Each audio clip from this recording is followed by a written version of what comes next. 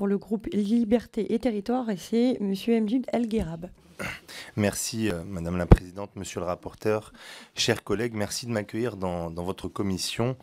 Notre groupe a conscience de la longue réflexion qui a précédé notre réunion aujourd'hui. Je pense notamment au rapport de Monsieur Roch-Olivier Mestre sur le projet de maison commune de la musique et plus récemment à celui de Monsieur le rapporteur Pascal Bois et de notre collègue Émilie Cariou. Au sein du groupe Liberté et Territoire, nous partageons votre constat quant aux difficultés que traverse depuis quelques années maintenant le monde de la musique. Nous devons faire face à ce défi majeur que représente la transition numérique. L'arrivée d'Internet a bousculé ce secteur et a fait émerger de nouvelles pratiques appelant de nouvelles règles. Si certains artistes ont pu profiter de ce bouleversement des codes, d'autres pâtissent de cette concurrence internationale exacerbée, de la concentration des plateformes de streaming. En premier lieu, c'est la diversité culturelle qui nous préoccupe. Notre rôle est de favoriser le développement d'œuvres françaises et francophones qui participent au rayonnement culturel de la France et de la francophonie. C'est un sujet qui me tient particulièrement à cœur, étant député d'une circonscription à l'étranger qui réunit 16 pays, dont la plupart sont francophones. Plus économiquement parlant, nous devons surtout soutenir cette filière industrielle qui est créatrice d'emplois en France. En effet, nous ne devons pas subir cette transition numérique, mais bien au contraire l'accompagner, car il y a de belles choses à construire à partir d'elle. Ainsi, la mutualisation des actions est la bienvenue. La création d'un centre national de la musique doit être synonyme de simplification et d'efficacité, le but étant de ne pas éparpiller les politiques dans ce domaine au risque d'en affaiblir la portée.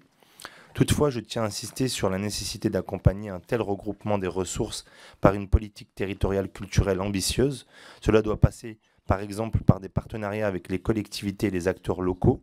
Vous savez à quel point notre groupe est attaché à cet ancrage local. Et nous avons toutes et tous noté que le principal message du président de la République au sortir du grand débat national est ce retour vers les territoires. Enfin, la création du Centre national de la musique doit être l'occasion d'une réflexion sur la pertinence des aides dédiées à la culture. Ces dernières sont nombreuses. Il est d'ailleurs souvent difficile d'en évaluer l'efficacité, et en particulier en termes de production, de promotion de la diversité culturelle. Sans remettre en question leur existence, il nous apparaît opportun de pouvoir remettre à plat les niches fiscales existantes et les aides publiques en la matière. Le Parlement doit jouer son rôle d'évaluation en lien avec le futur CNM. Monsieur le rapporteur, nous avons des doutes quant au fait de confier à ce centre d'administration des crédits d'impôt phonographiques et spectacles vivants, car cela pourrait s'apparenter à une forme de mainmise de l'administration sur le système. Nous serons attentifs donc à vos réponses sur ce point.